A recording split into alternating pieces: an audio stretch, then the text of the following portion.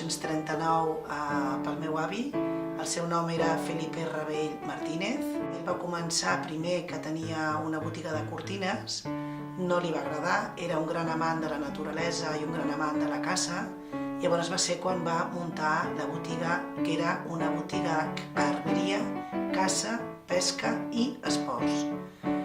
En aquesta botiga ell tenia posat inclús un taulell que venia la gent de caçar de Vallvidrera, de la muntanya de Vallvidrera, i convidava cerveses i els caçadors passaven una estona explicant les seves experiències amb el tema de la cacera.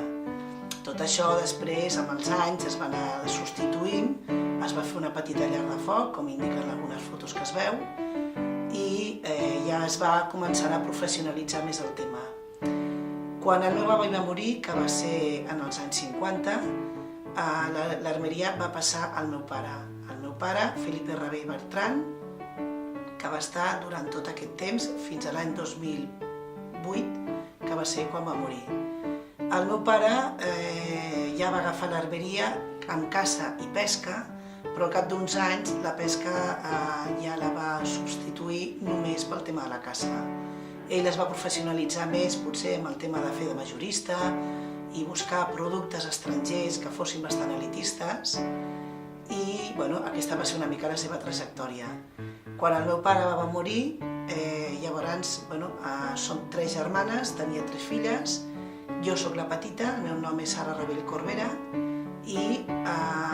sóc la que ara estic portant el negoci. L'armeria Rabell, a nivell exterior, que va ser la botiga que va ser quan la va començar l'avi a fer en l'any 1939, ell buscava una botiga que fos bàsicament, que recordés molt l'estil tirolès, tant per fora, tant per la part exterior com la part interior. A la part exterior, ara és una botiga que té tota una cornisa que envolta, que és de marbre, inclús el terra també, i el que és l'aparador està fet tot en fusta, amb unes moldures, amb uns quadrets petitets, tant una banda com una altra, també per poder posar alguna notícia, algun recordatori, inclús fa una mica d'aparador. I també hi havia una cosa que també era molt maca, el que passa que ara ja no hi és perquè ens ho vam deixar una nit i sense voler ho van robar, que eren unes petites llums, uns fanals que hi havia a cada costat de la botiga, i això quan era a la nit i sobretot a l'hivern feia molt maco perquè era com entrar dintre d'un entorn que tenia un cercaliu,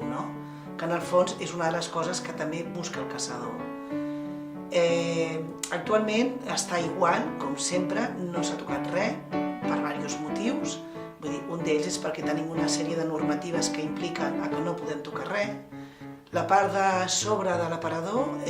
té uns vidres que són una mica opacs per no mirar el que hi ha dintre. Estan amb una estructura que és com de llautó, és de l'època, i llavors a dalt porten unes petites finestres per una sèrie de ventilació, però no tenen més importància que aquesta. Un cop entres a dintre de la botiga, llavors canvia potser una mica el tema, tot és en fusta, el terra era un parquet d'aquests que són com quadrats, superposats, però també hem rebut alguna vegada alguna intempèrie que ha fet que es mullés, es tornés a mullar i al final es va tenir que canviar, i llavors ara hi ha una rajola normal i corrent, però tota la resta està mantinguda tal qual com estava. Està una mica seccionada perquè la part del mig porta tot un altre pis que és el de sobre, que ho prescindeix bàsicament amb una làmpara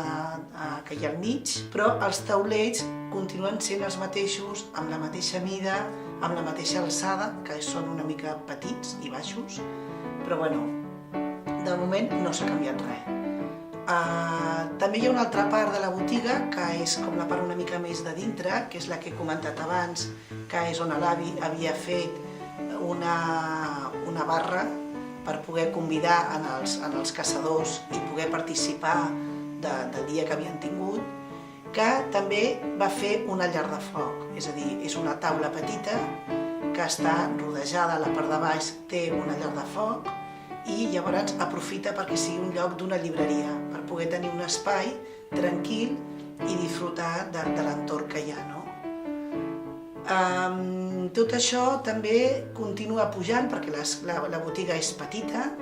és una botiga que estem parlant que potser té 60-70 metres quadrats, no en té més, però sí que té una alçada que és important dels pisos abans de l'Eixample. Llavors, aprofitant aquesta alçada, es va fer la part de dalt. Tota la part de dalt puja amb una escala que està tota com gravada, recordant, perquè tots són